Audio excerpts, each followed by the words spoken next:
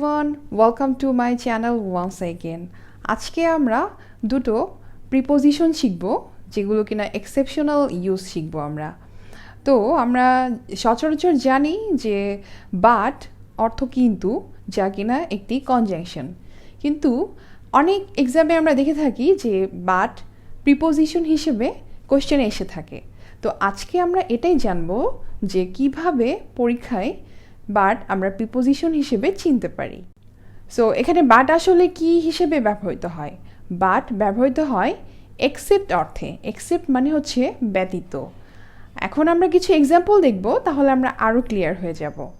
যেমন he works every day but Sunday, মানে সে প্রত্যেকদিন কাজ করে কিন্তু সানডেতে করে না। সো সানডে ব্যতীত, এখানে ব্যতীত বোঝাতে বাট ব্যবহৃত হয়েছে। আবার all but one of the students did not come, মানে সবাই এসেছিল কিন্তু একজন স্টুডেন্ট আসেনি। সো এই একজন স্টুডেন্ট ব্যতীত এটি বোঝাতে আমরা বাট ব্যবহার করছি। Every one but Maria understand the class, মানে ক্লাসটি সবাই বুঝেছিল কিন্তু মারিয়া বুঝতে পারেনি। সো এখানে আমরা ব্যতীত, মানে মারিয়া ব্যতীত যে সবাই বুঝেছে, এই ব্যাপারটি বোঝানোর জন্য আমরা বাট ব্যবহার করছি। Everything but the rice is cooked, মানে রাইস ছাড়া বাকি সব কিছু রান্না হয়েছিল। সো এখানে আমরা বুঝতে পারছি যে বাট দ্বারা ব্যতীত বোঝানো হচ্ছে। আচ্ছা, এরপরে আমরা যেটি জানবো সেটি হচ্ছে পাস্ট। সো আমরা যেটা জানি যে পাস্ট বলতে কোনো কিছু অতীত বোঝায়, কিন্তু পাস্ট যখন প্রিপোজিশন হিসেবে ব্যবহৃত হবে তখন এটি বিয়ন্ড বোঝাবে। বিয়ন্ড মানে হচ্ছে কোনো কিছুর বাইরে।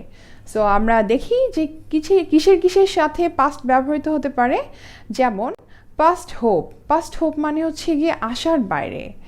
তারপর পাস্ট কিওর, পাস্ট কিওর মানে যেটি হচ্ছে গিয়ে কিওরের যোগ্য না, মানে আরোগ্য লাভের যোগ্য না, এমন কিছুকে পাস্ট কিওর বোঝাবে।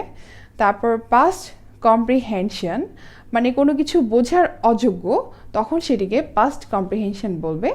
তারপর পাস্ট কন্ট্রোল, মানে কোনো কিছু কন্ট্রোলের বাইরে যখন চলে যাবে তখন সেটিকে পাস্ট কন্ট্রোল বোঝাবে। তারপর পাস্ট 4 o'clock, সো এটি হচ্ছে যখন 4টা বেজে অতিক্রম করে যাবে তখন সেটাকে আমরা বলবো পাস্ট 4 o'clock। সো এটি হচ্ছে 4-এর অধিক বাজে। তো আমরা কিছু সেন্টেন্স দেখে নিই, যেগুলো দেখলে আমরা আরও ক্লিয়ার হয়ে যাব যে কিভাবে আমরা বুঝবো পাস্ট প্রিপোজিশন হিসেবে ব্যবহৃত হয়েছে। সো প্রথম এক্সাম্পল হচ্ছে this disease is past cure.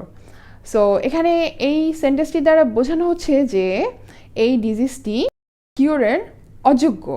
So এক্ষেত্রে আমরা পাস্ট ব্যবহার করেছি। তারপর his lecture is past comprehension, মানে তার লেকচার আসলে বোঝা যাচ্ছে না, মানে কোনো কিছু যখন বোঝার বাইরে আমরা বোঝাতে যাচ্ছি তখন আমরা কম্প্রিহেনশনের আগে পাস্ট ব্যবহার করলাম অ্যাজ এ প্রিপোজিশন। সো আজকে আমাদের লেকচার এটুকুই। পরবর্তী ভিডিওগুলো দেখার জন্য আমাদের সাথেই থাকুন। খোদা হাফেজ।